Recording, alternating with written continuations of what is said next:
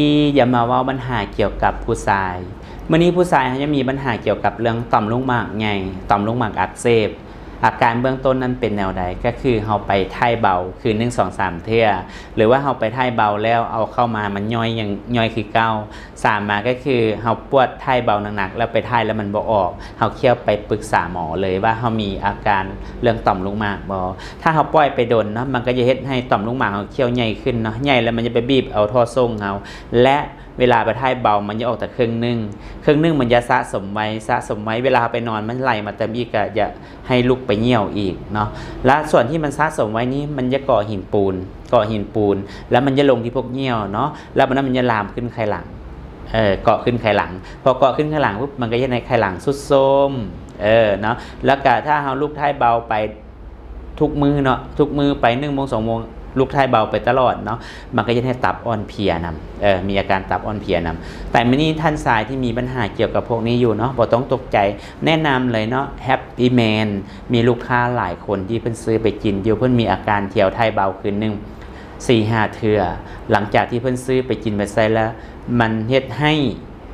อาการท่ายเบานั้นนะคืนละเทื่อและข้อสำคัญที่สุดนั้นมีลูกค้าบอกว่าน้องตัวนี้อนุญาตนะคือต่อมลูกหมากนะถ้าเราว่าไข้ห่ำนะไข้ห่ำไอน้อยลง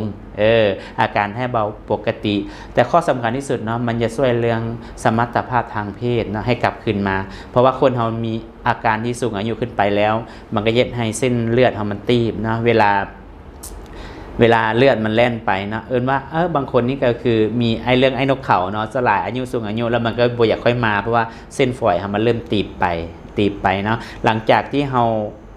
มีเลือดแล่นไปปุ๊บนกเขามันจะขันแต่ทั้งหลังมันหุบไปปุ๊บนกเขามันก็ตายแต่เมื่อนี้เรากินแฮปปี้แมนไปเนาะมันก็จะไปกระจายให้เลือดแล่นพอเลือดแล่นปั๊บเนาะนกเขามันก็จะมา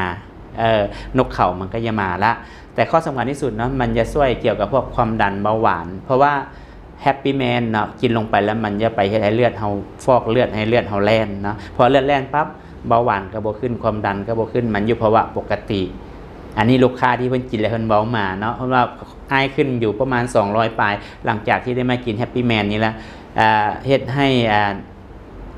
ความดันไอนะอยู่ภาวะปกติท่านทรายที่เป็นอยู่เนาะแนะนำเลยแฮปปี้แมนถ้าท่านใดสนใจก็อย่าลืมอินบ็อกซ์หาเนาะสุดท้ายนี่ก็สบายดีจ้ะ